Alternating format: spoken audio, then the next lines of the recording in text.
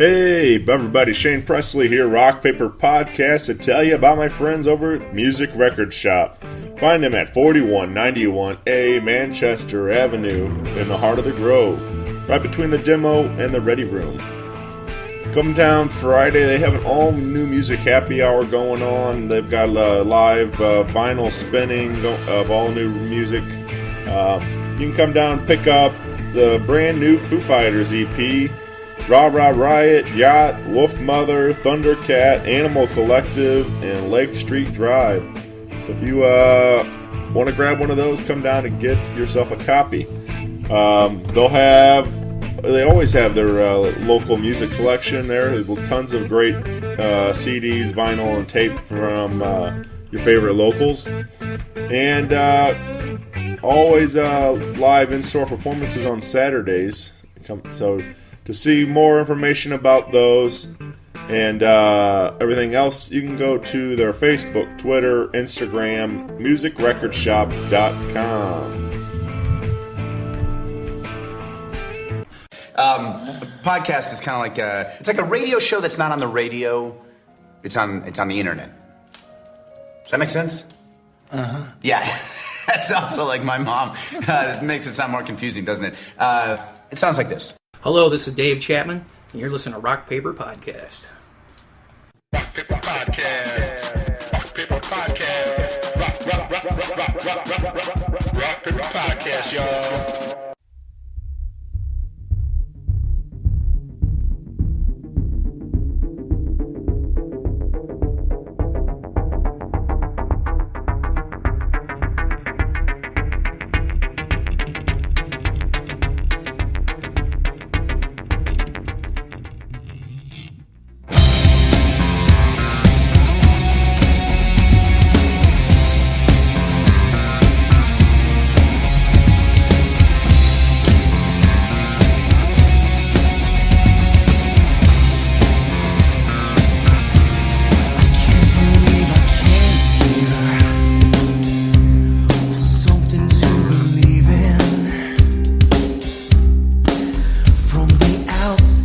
You know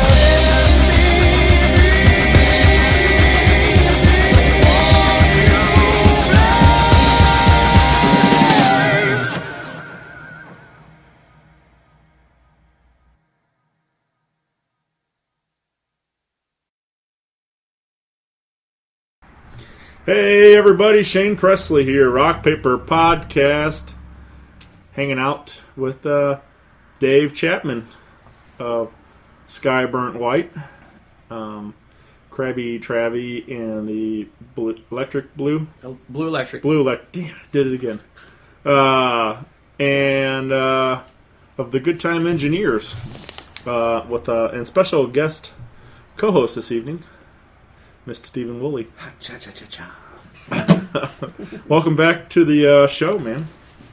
For Woolley, this is his third appearance. Thank you so much. I appreciate it. Yeah, you can go check out his last two episodes if you after this. But yeah, man, I've been following Skyburn White a bunch and all this stuff, and we've done 2 episodes with Mario and Gabe, and but you were working man, and I was like, it'd be cool to sit down and talk to you and get to you talk about some of the other projects you're a part of also, and so here we are, man. I'm honored. Thank you so much. We tried doing this the other night. Yeah. So we were over at Nick's Pub hanging out. 2. Yeah. So we had technical difficulties a little bit on my end. Apparently my computer decided to update and we lost everything. So I'm hoping this one goes much better. But we felt it was a sign by the podcast gods that it was getting too loud in Nick's Pub anyway, and we probably wouldn't have been able to hear anything. But I think this one we're hanging out at Woolley's house, so this would be a little bit of a better recording atmosphere, I think. Yeah. Nobody's playing darts in the background. Playing darts in the background. No one looking to use a table. no. Excuse me, sir. Sir. Yeah. Can we have your table, please, sir? That girl was, what she said, something about not liking sausage in her gravy or something. I was like, where did all No. I introduced, for those, I go way back with Dave. Yeah. And we used to I still call him Gravy from time to time. But we're adults now, so it's Dave, or Mr. Chapman. And, but Gravy over here, she comes over and act like I thought she was interested in the podcast. And so, introduced myself, introduced Gravy, and she's like, I don't like gravy with sausage in it. And then there was something, I don't even know. Well, it's okay if it's on biscuits. And I'm just like, okay, that's perfect. So are you interested in the podcast? Yeah. And introduced Shane and everything like that. And all she wanted was, I'm just wondering when you're going to be done with this table. Yeah. Because see this big purse? I'm going to put this big purse right here on this table. So it was... That was and scene. And scene, Yeah, yes. that was exactly verbatim how that night went down. Yeah, and it only would have went better from there. So. Yeah. So where does Gravy come from? Where did all that? Just wild days back in the day. My buddy Dave Roller gave me that nickname, and it just kind of caught on like wildfire. Everybody called me that for years and years and years. Yeah. I talked to City of Parks a little while ago, and I was telling them, I don't know, we kind of got on the subject of nicknames, and I was telling them I never really, I was got like Big Shane. I was like, oh yeah, that's, pretty creative there with that nickname, and so anyway, when I was talking to City of Parks, Blake had a whole list he made up of all sorts of new nicknames for me to try out and stuff. He was, and it was pretty funny. But yeah, nothing's quite stuck. It's still just Big Shane. So, it works. Spanky. Yeah. You're like, God, no. Who's your favorite little rascal? Spanky. Sinner. Anyway. Yeah, so Dave, let's talk about you, man.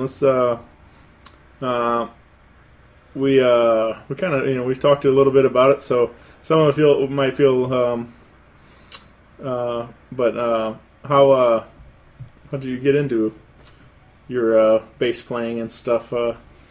Originally I played in band and played the trombone, and then my music teacher asked me if I would play in the jazz band and play the bass. It's the same music, and I switched right to it and picked it up real quick. I mean, I already knew how to read the music. I just had to figure it out on the fretboard, and went from there and learned how to play a whole bunch of jazz songs. And the Swaffords, Paul and Elaine, really, showed me how to love it and showed me what it was about. Yeah. What so you're playing the school band and playing jazz stuff, but is it always been that love of rock in there? Because I mean, like most of the stuff you're playing out today is pretty rock oriented, or with some different influences in there, but a rock base to some of it. It seems that I play better to Southern rock and roll. I kind of have a niche for that. It's always easier to hear those bass lines. Somebody starts playing a Southern rock, good hometown song, Yeah. country feel, whatever. I can always come up with a quick bass line for that stuff. Sure. So. What kind of what do you got here? Was a Fender? Yeah, I got a 96 American Fender Jazz. Yeah. It's my baby. Nice, man. Yeah, it looks good. So do you play? I kind of set it off mic there, but I was listening to Stern Show on the way down, and he had Melissa Etheridge on. I was talking to her, and he was talking to her bass player, and he was like asking him about his bass guitar that he had, and he's like, it was I think he had a 5-string he was playing for that particular. He's like, so what do he's like, I got 4, 5, 6, 7. He's like, a lot of different basses, but do you have a preference to what you play, or is it always 4-string, or? Yeah, I used to play 6-string back in the day, but the notes it's kind of high frequency, kind of gets lost in the mix. You got to buy like a $4,000 one if you're really going to play it. And also, I don't know, a 4-string bass just finishes a band out. It really does. Like you get the perfect lows in there, and it all mixes with the drums real nice. And I just really like the 4 strings better. Yeah. Do you like? I guess it probably all varies in the song, but do you prefer? Pick or slap, or? I love to just do the finger style. I like do a little bit of slap and pop, but I use a pick when I have to, when I'm forced to. I've grown up enough to realize that I can't play every song with my fingers. Sometimes there's a string click in there, and in certain songs it'll click out of the rhythm of the song, but you're playing the note in the right spot.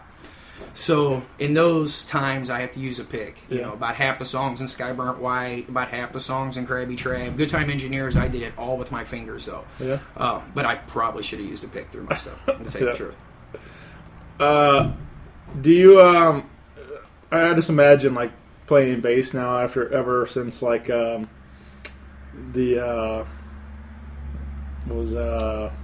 Paul Rudd, whatever the I Love You Man. Yeah, I Love You Man. I was trying to remember which one it was, but they were slapping bassmen like so I imagine like I'm sure like everybody says that now, right? Like, I hear that. I hear that quite a bit. Yeah. Quite a bit. It's kind of one of those things. I mean, I'm sure everybody's got that, whatever it is, but like where I think we kind of talked about it with Woolley, how like Hootie. Yeah, yeah. But what was Eli's or something? What's oh my God, my precious sweet aunt. I love her to death. Yeah. Eli's Coming. Yeah. Which is a 3 Dog Night song, and it's just I can't do anything to make that song sound good. And I tell her that every time she requests it every time she comes to a show. Play Eli's Coming, and I was like, it's a horrible song. It's just not even good. Yeah. It's about this guy. Basically, the gist of the song is a guy that basically lock your daughters up because this womanizing guy named Eli is coming to town. That's basically it. Lock your daughters up so Eli doesn't get them. Yeah. But I just think, Freebird or whatever. I'm sure Freebird. Oh my God. I'm sure everybody's got these things like they, people say it to them all the time, and they think it's hilarious or what, and it's like, first person I've ever heard that from, but I don't know, it just makes me laugh. I don't know, just the different little things, catchphrases, right? Catchphrases, sure. Pop culture catchphrases that just irk us to no end. Right. There's obviously everyone wants to hear particular bass lines. Hey man, can you play whatever famous bass line? Can you play the theme to Barney Miller? Can you play... and who was that? Saturday Night Live made fun of that once with Tito Jackson, with Tracy Morgan, and it was Tito Jackson's "I Gotta Eat Too," and he was just Tito Jackson playing famous bass lines, and it was like theme to Barney Miller, or different, just whatever. But yeah, there's people come up. Can you play "Stairway to Heaven"? Can you do this? Can you play "Suck My Kiss"? Can you play a lot of times it's a Flea song, or Red Hot Chili Peppers, some Flea bass Aeroplane. line. Everybody wants to hear Aeroplane. Yep. It is a good one. Oh. Yes.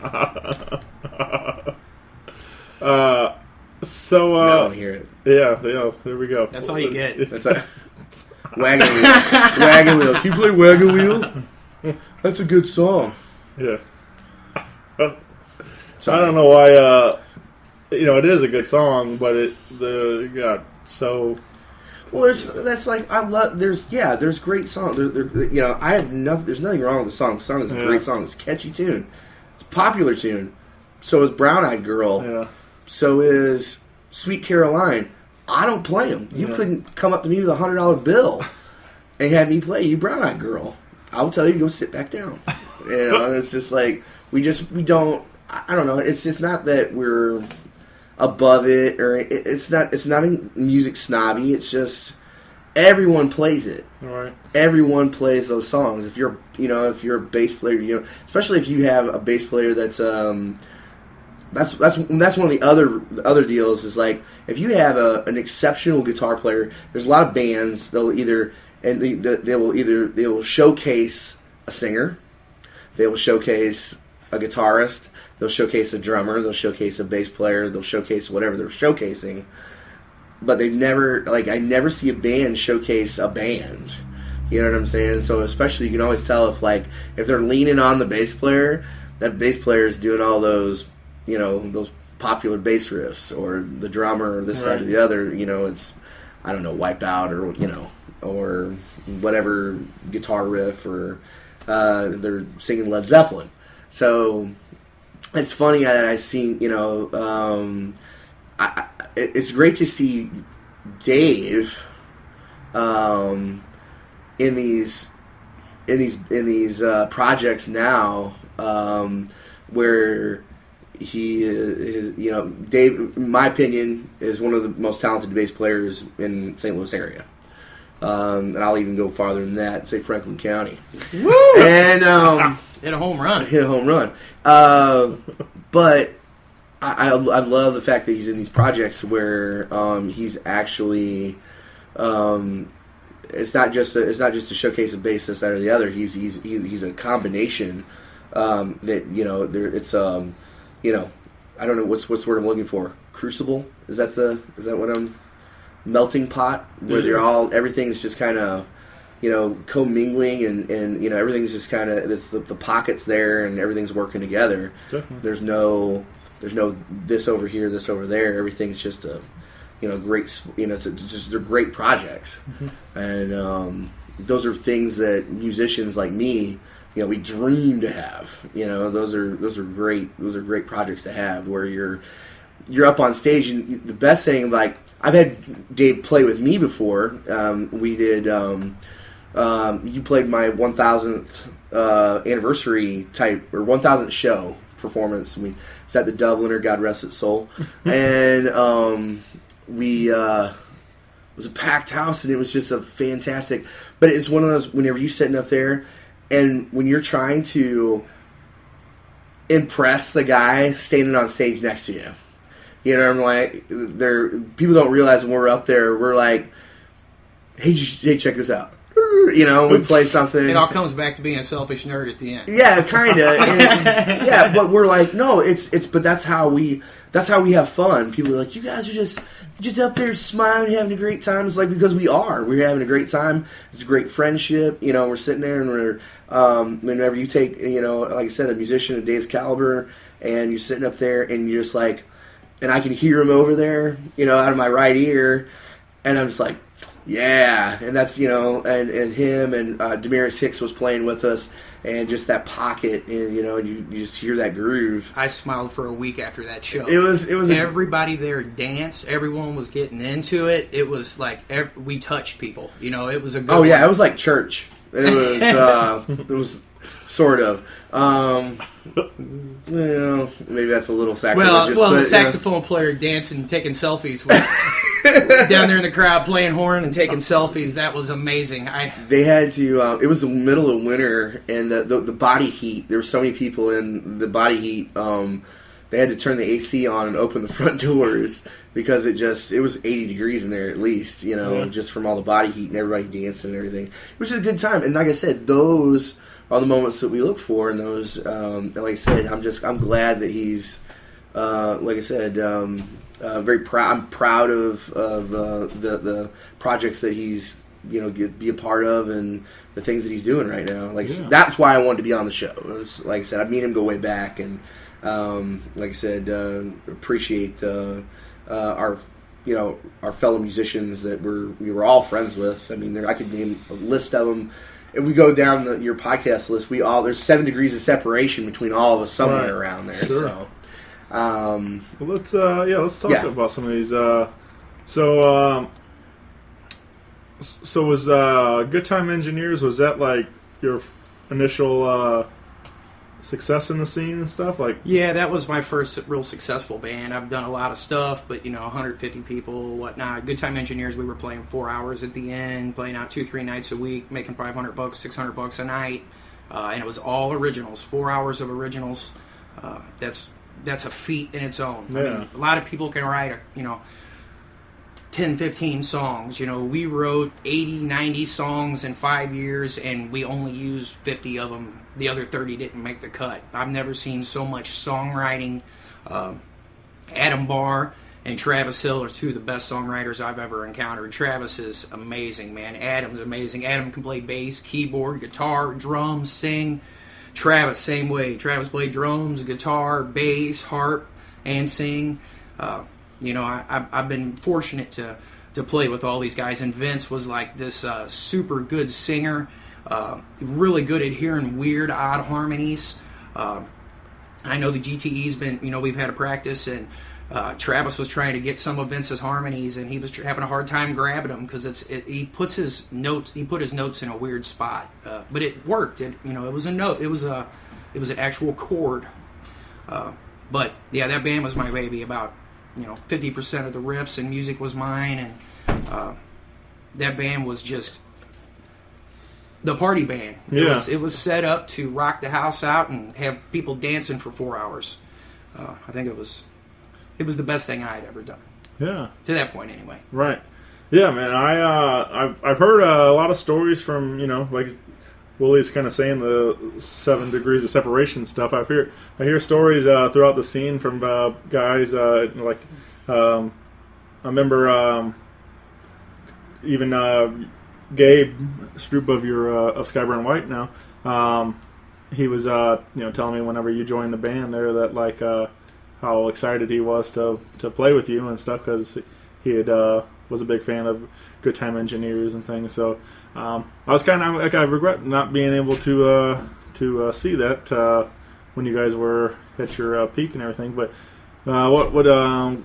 you're shooting for some kind of reunion show, right? Yeah, we're going to have a reunion show in October this year. Vince, he's staying up in Montana right now. He's going to come down, and he's got a wedding that weekend also, but he's going to set in, and we're going to have a reunion show up in town. I haven't set the date up for sure, but it's going to be in October, and I'm sure it's going to be people waiting outside trying to get in because the house is full. Oh, yeah. Most likely. It's going to be like Steve Woolley's playing in town. Do you have a particular venue or most likely Blondie's. It's our local town bar. We got Blondie's and Caddyshack, but Blondie's is she's already took care of Skyburnt White and stuff. I feel like I kind of owe it to her, Yeah, that was she hosted the release party over there. Yes. And was a good time. I was interested to see how it was going to work out in a bar setting and not necessarily a venue, but it went real well. That was for the Exit Strategies album. So if you don't have that, go get yourself a copy.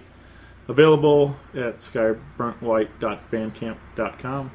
Perfect. Yeah, it's a great album, man. So when you Goodtime Enginners kind of disbands, and then you start.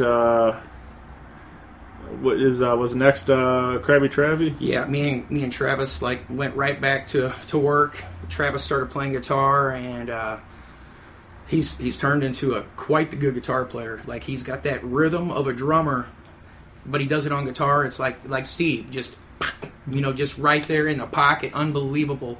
It's wonderful to have musicians like that to lean on. I was was listening to Lithium on my satellite radio, and they were talking about I think it was Matt Pinfield or something, was like a guest DJ thing going on then, and he was saying something about like Chris Cornell and like Black Hole Sun and all that, and he was like how that Chris used to even play a lot of drums and stuff, and I was like I didn't know Chris played drums, but that's what he was saying, and but just like guys like that, you look at for me, Chris Cornell is one of the greatest rock vocalists, and for him to have that voice, to play guitar, play drums, or even more currently too is Dave Grohl. He's made it with Nirvana being the drummer. Now he plays guitar and sings in Foo Fighters, and it's just kind of crazy, these guys that have that very multi-talented in various aspects, but to be able to pull it off and at that level and stuff, it just blows my mind, because I can't even do any of it. So to see a guy that does that with such ease and all that, it's pretty impressive. Absolutely. He's a madman. Yeah. Just so what we got going on there with Crabby Travvy? Where we at with that?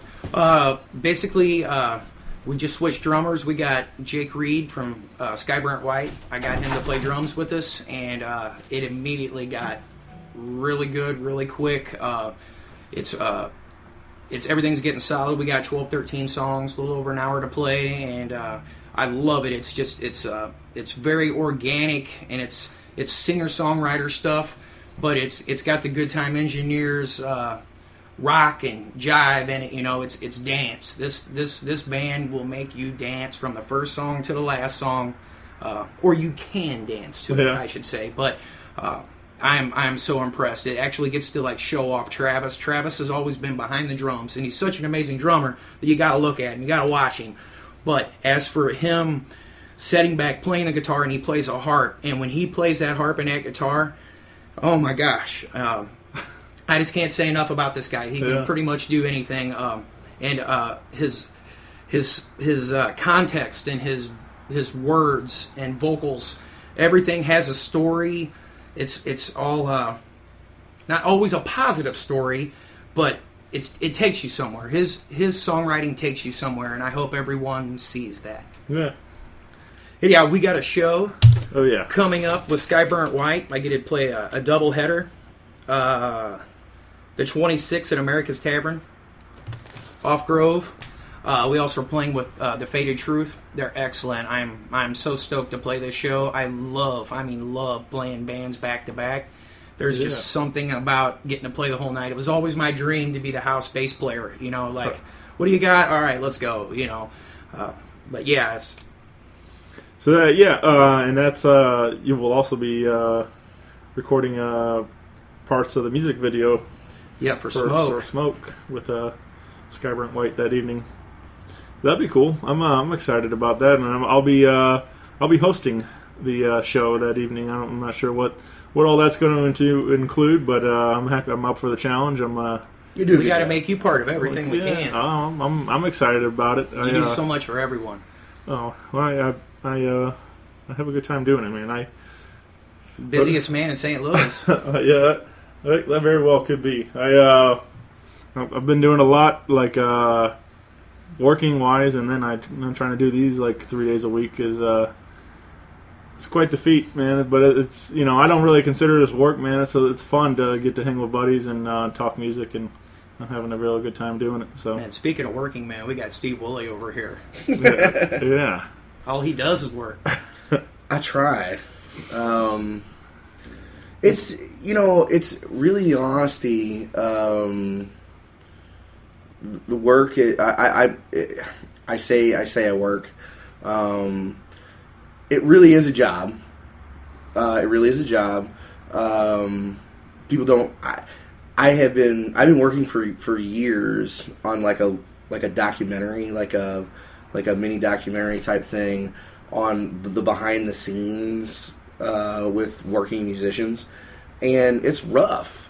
I'm not looking for pity or anything like that, but it is. It's a job, and you get exactly out of it what you put into it, and that's just all there is to it.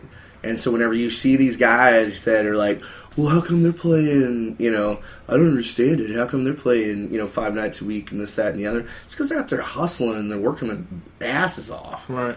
We got way too many, I don't know, we've this whole, nothing against it, this whole American Idol society thing that we've got going on, it's a popularity contest.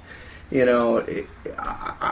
don't care. If you can sing half mediocre and got a pretty face, let's put them up on stage.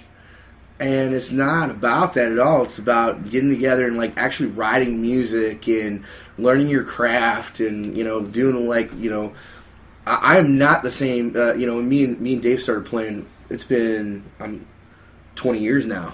Pretty close to it. Almost 20 years ago when me and Dave started. We were not the same musicians that we were back then, and we thought we were really doing something. Yeah. We were going to take the world by storm back then, and then now, and now it's completely we turned it on its ear. We're mature now. We know how things work in the business. Booking, as far as booking and practicing and maintaining a life and finding that balance, but still keeping our sanity. With music is sanity, though. Yeah, basically. That people ask me, I always get I may have said this before, but every time people ask me, so what do you do? I play music. I'm a musician. I'm working. No, but what's your day job? I'm a working musician. Right. Oh. And they give you like this, well, like they're sorry for you. Like, well, you know what? That's great. That I wish I could do what I love. I'm like, why don't you? If you could do what you love to do for a living, go do it. Right. And there's really no, they look like, they almost like they feel sorry for you. I'm not homeless. Obviously, I haven't missed any meals. That's for dang sure. You know what I'm saying? Sure. Man. But they give you this like, oh, well, you know what? Well, good for you. Good for you. And I'm like, you don't understand. I get to go play music because I've been doing this since I was 5 years old. That's all I've ever wanted to do was play music. And I have honed myself and I've worked myself up and I've gotten to a place. This just didn't happen. No one handed this to me. No one, I have had help along the way. Thank God for particular people in the music industry here in St. Louis. Thank you so much, Steve Ewing. It was a big help for me when coming onto the music scene. He didn't do anything that other than help me open doors. I did the rest of the work myself. If you can't hold your own, you don't work. Sure. And that's what I said. That's why 15 years later, almost 20 years later, that's why Dave's still working. Yeah. That's why he's still involved in these projects, and things like that. You have these guys that come up, and they have a bad run on things, and they throw up their hands and they walk off. Right. Well, they weren't meant to do it. And it's the same thing with anything else, playing sports or, academics, things like that. We have to put just as much time in it as what anyone else has to. And, literally, how many times you played to... I know this is very cliche, very Bryan Adams, but how many times do you play till your fingers bled? Quite a few times. Quite a few times. Same here. I played with an exploded Played finger. with an exploded finger. I know Yes, we did. Steve Ewing. Yeah, me. It was me, Steve Ewing. We played. It was a big show. It was a huge show. Goodtime Enginners, and there was a couple other bands there. Third Curve. Casting Stones. So it was a great lineup. It was a huge lineup for the night. It was tons of people there. Dave's unloading this gigantic bass cab out of the back of the van. I dropped it on my finger. It exploded. And at the end of it is, like I said, we use the expression, if you take a grape and put it in between your thumb and forefinger and squeeze it and it pops, that's exactly what happened at the end of his finger. And the dude still rocked out, blood everywhere, still rocked out, played an awesome show. I don't know how he did it. Adrenaline. It's all adrenaline. It had to be, adrenaline and Jack Daniels. And knowing that I'm opening up for Ewing, that was like, it had to go down. Yeah, and like I said, it was one of those great, it was a great night. You played in between each band, DJ'd, and played with Steve Ewing. Yeah, working man. So yeah, that was the. But yeah, no, it was great. But those are the types of things, But that's what makes those things. And you know what? And every single one of us came together collectively, all these different bands, and how many, we brought all our fans out, and we introduced our fans to Goodtime Enginners. We introduced our fans to Casting Stones, Third Curve, vice versa, and it was just a great collaboration it was different. It was very different because there were so many people that show. It was wall to wall people. Yeah, there was over 600 people there, I would say, if not more. I did say that was the show. That was the same show I talked about the One Love. Oh yeah. Same show. Yeah. Me and Steve Ewing are singing One Love, and these three girls just start attacking this other girl in front of the stage. They're just beating the brakes off of her. And, Bob Marley would be so upset. He would be. And he would have stopped the show right then. We didn't. I'm sitting here and I'm like, and you were in Franklin County. You let that stuff roll in Franklin County. Yeah. And it was, and it ended up working itself out. Eventually. After they stomped that girl, poor girl. Anyway, but no, that's those are great. Like I said, that's why we do this. If anybody, why do you do what you do? This is exactly why we do this. And like I said, and we have a support system. And growing up, we used to have so childish. Like we'd have, again, I've talked about the battle of the bands. These bands would battle, and I hate battle of the bands. Bands shouldn't battle; they should come together. And like I said, with that show that we did, that was why it was such a success, is because we all came together as a collective, as a collective group, as a community, as a music community, and that's what made that show a success. That was it. Absolutely. And that's the only thing that's going to make the St. Louis music scene. Which, in all honesty, and I know the people that say that the St. Louis music scene suck are the same people that go around and say, I don't like this band, I don't like this band, I don't like you, I don't like them. Those are the ones that set the precedent for the reason why the St. Louis music. I play over 200 shows a year. 80% of them are in St. Louis, so must not be doing too bad. Right. The St. Louis music scene must not be so horrible that, that a guy with an acoustic guitar can go out and, make a living. Well, with the whole "We Are United" thing, it's getting better in the city. Right. It for real is. I have 10 years ago playing at Pops. There would be 10 bands there, and there would be a group for each 10 bands, and nobody talked to no one. Now it's like a big party, and everyone is going up in front. And I've seen so many changes over the years of playing all these concerts and. Yeah, it's very exciting for me. And for a lot of people. You do a lot. And like I said, really, I don't mean to blow smoke, but you have really in a very short time, you've done a lot for, even. I don't think people don't realize the amount of time and effort that you put into this, and we appreciate it. Because you do all the footwork for us. Yeah, because there's a lot of places we have venues that are seeing this. What's this? They're seeing themselves on this podcast or on this list that's being put out every week. You religiously put out every week, and not only so much that, if he misses somebody, he goes back and redoes the whole. He redoes it. He's like, oh yeah, sorry, boom, boom, boom. He goes in, edits it. The whole thing is now these venues are seeing all these names are being consecutively playing.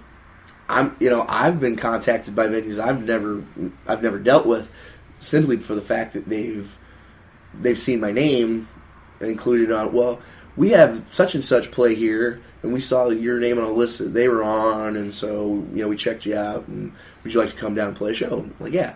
So I mean, it's all about it is. It's people drop in the bucket, pebble in the pond, whatever. The ripple goes, Sure. So again, we can't.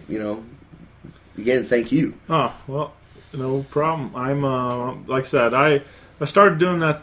The whole show, the list of events and all that stuff, it's all because I believe in the talent here, and these are my friends, and they deserve to be known. Like, I mean, there's not, just because you're not hearing it on the radio doesn't mean it's not great music and stuff like that. So that's why I'm trying to make a difference with this, and that's, I feel like it, between myself and Coco with We Are United, and just a lot of people are really making a difference. People are sick of the way it's been and are trying to stand up and do something differently. And it's really cool to see things are starting to actually make an impact. People were went out to a local show last night, and 4 local bands all just hanging out, and it was a good crowd in there. And so it's just, and it was 10 degrees last night. It was, and they still got cold last night. I was not prepared for it. Right. I went to a gig, and by the time I got to the gig, when I left the house and got to the gig, I was like, there's at least a 30-degree temperature change. I was like, whoa. Yeah, man. But I want to hear Dave play. Yeah, sure. After you do, you got any more dates for us or anything like that? Yeah, we haven't really talked much in depth yet about Skyburn White and some of the things they got going on. Yeah, what do you got? Skyburn White's got a lot going on right now. We got the 26th America's Tavern show. We're going to do a smoke video shoot for the song Smoke. At least most of it there. I think they're going to put in some actual acting in it and things of that nature. And then we got a show with April 9th at Pops with The Faded Truth. It's a We Are United show, I believe. Those are always awesome. I'm sure it's going to be a great turnout. The Pop shows usually go good. Also, on the 21st of this month, we are doing an interview with Cornbread on the local show. That is just, I'm ecstatic about that. Yeah, man. I'm so happy. These guys deserved a break. They've been working so hard. Jake, Mario and Gabe, they're some of the most talented musicians I've ever had the privilege of. Jake is, the guy can do anything, and he's one of the most hardest working, musicians that I've ever seen. He's just, every time you see him, he's setting up drums and PAs, and he just never stops. And then you got Mario, the guy can put a riff inside any riff. He just makes everybody sound good. I don't know how else to put it. He's that filler guy. The stuff that you would never think about putting in there, that's what he's got, And then you got Gabe's songwriting extraordinaire, you give him an idea and he'll be like, all right, I'll see you guys next week. And then 2 hours later, he'll sing you the new song, bass, drums, guitar, and vocals on it, and be like, yeah, can you learn this by next practice, I mean, he's a monster. Yeah. So those guys have so much talent. I'm so blessed to be in all these good bands. Also, we're going to work on a new EP this year with some new songs, some more stuff with me. The last CD, Exit Strategies, I was only on 3 songs, Song and Dance, When I'm Done and Happy. And it kind of irks me that I didn't get to play on them all, but, you know. Yeah. It's I love that album, though. That's It's terrific. Yeah. When I tried out for them or whatnot, and I put that album in, I listened to that album for like 3 weeks or 4 weeks straight, and never got tired of it. I could not believe it. Yeah. You know. Yeah, great record. I'm excited that that's going well, and that a lot of the opportunities are coming for Skyburn White, because I do feel it's definitely well deserved. They've watching these guys pay their dues, putting in a lot of work, and things are, and that's where we originally met. Like I remember you start seeing you play there and watching you just go to town on the bass and dancing around and your mohawk and all the fun stuff, man. It was just I eat glue. It was a lot of fun to watch you play, man. I really enjoy it. So, but yeah, so we got quite busy coming up with all this, and then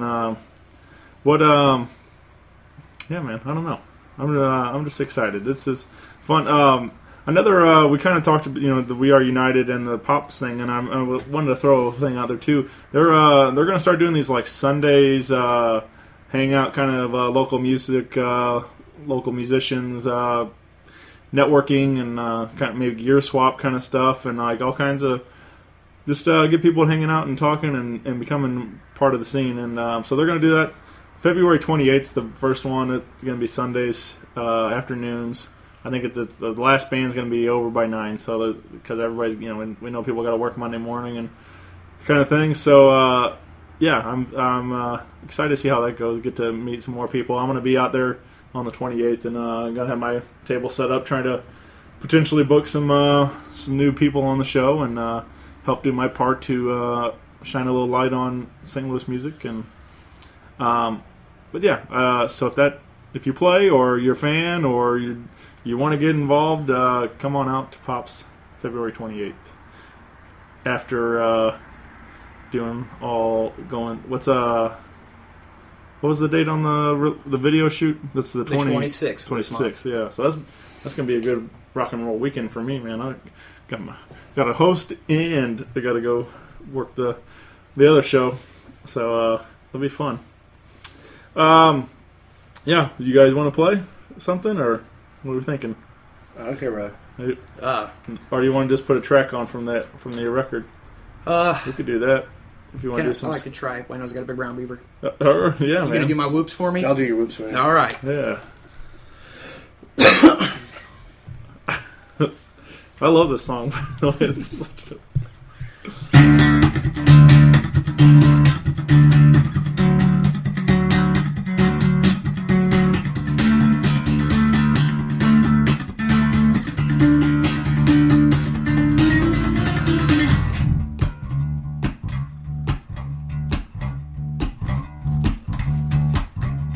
Wynonna's got herself a big brown beaver. She showed them all her friends.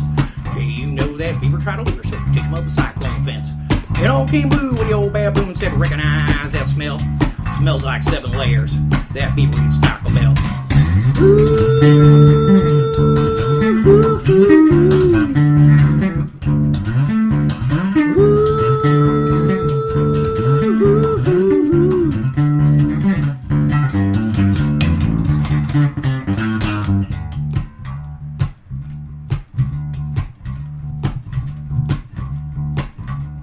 Rexwood, Texan, and New Orleans, and I travel with a carnival show. Ran bumper cigars, slipped cheap cigars, and candy up his nose. Got a whip of that big brown beaver, so he told him take a sip a peek. But the beaver was quick, and a great amount of cues, and he ain't pissed for a week.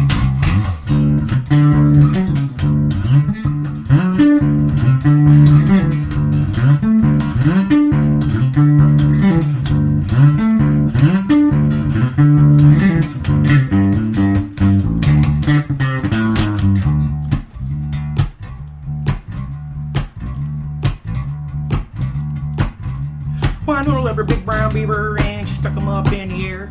Said I sure do love this big brown beaver, now wish you did have a pair. Well, the beaver once slept for 7 days, and I gave his horn off a fright. So I tickled his chin, and I gave him a pinch, but the bastard tried to bite. Wynonna loved her big brown beaver, and she stroked him all the time. She pricked her finger one day, and it occurred to her she might have a porcupine.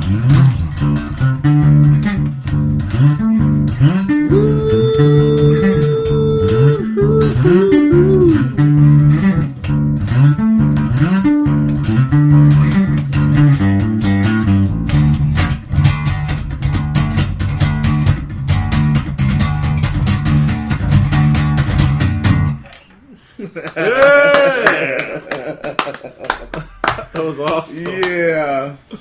Oh, That brings man. back memories. I used to do that at all the parties. Yeah. It wouldn't matter how cold it was or how bad it was. I'd play that song and they'd all come to the stage. Yeah. Something to laugh at. You know? Yeah, for sure, man. That's a classic. Les Claypool, man. He's a talented guy. But yeah, that was well. Thanks so much for doing this. I appreciate you coming out again, and this one I think went much better than some girl talking about gravy and everything else that was going. Can you play Hootie? Yeah. But yeah. Good whoops in there. Yeah. Thank you. Sure. And I want to say that I am so blessed to have Steve Woolley to help me out here with this. He is one of the most talented singer, musician, songwriter I've ever had the pleasure of working with. And I'd love to say I love your song selection when you guys play out. Like, you have the best songs, like booty shaking songs. Like you just it's set up so good. Your cover project, man. I can't wait for the Steve Woolley original CD with like 10 songs on it. It's coming. It is, and like I said, we had talked about it the last time. Like, I was so anxious to get in and start recording that whenever I did it so prematurely that whenever I would go back and I would listen to the track, I'm like, you know what, I should change this. And so I would go back and I kept changing stuff. And I realized that that's the downfall of every musician. But the problem was, like I said, I wanted to put something out so fast, so quickly, that I really didn't even have time to sit down and really let the song mature and process it, to get it to where I was where I wanted it. And now I do. I have a really good selection of songs. Plus, it's been a year later, and so it. For lack of better terms, if I would have put it out immediately, that whole album I should have just just labeled it Lover's Lament. I mean, just, because of, there was some, whatever had happened at the time and I was writing about, it just would have been like, these are songs that are so sad. They're upbeat and they're happy, but they're that's like I'm like, you want to hear a fast song or a slow song, and there's like everyone thinks like, you're gonna play a fast song. You're like, that was just as sad as the last song, but it was just up tempo, Like, how could you do that? But so I didn't want to put something like that out there either, where it was just like, what was that? Songs about Jane. Basically, it would have been, I didn't want to do anything like that. So, so I'm working on it, and it's coming. Like I said, there's a lot of things have like I said, has slowed down and progressed. So, like I said, you'll be hearing it. A matter of fact, whether he knows it or not, you will be hearing Dave Chapman being playing on the album as well.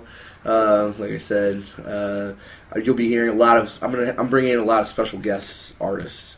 I've already talked to the guys at Clockwork. I think they're going to be help me with a track as well. Steve Ewing's going to help me with some stuff. So like I said, I'm going to collaborate with a lot of some of these musicians that I've had the pleasure to work with, and so ta-da. Yeah. Close this out.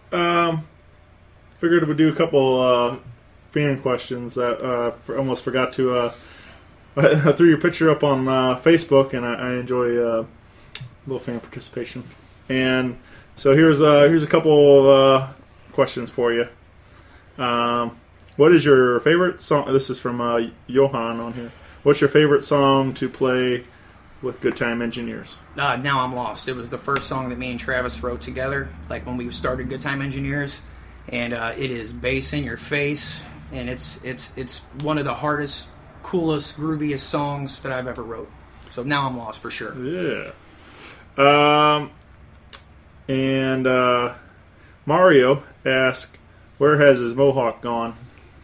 I got a new job, and I asked my boss, he's my buddy, I said, can I keep a mohawk? And he didn't answer me. So like 3 weeks go by, and you know I'm changing jobs, and like 3 weeks go by, and I talk to him again. I say, so, like, you know, I play in a band. I will have a mohawk every day, all day for the rest of my life if I can get away with it. And he didn't answer me again.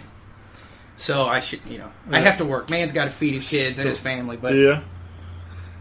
So the hawk is frowned upon, huh? well, you know, they're afraid my hat's going to fall off and some woman's going to scream and.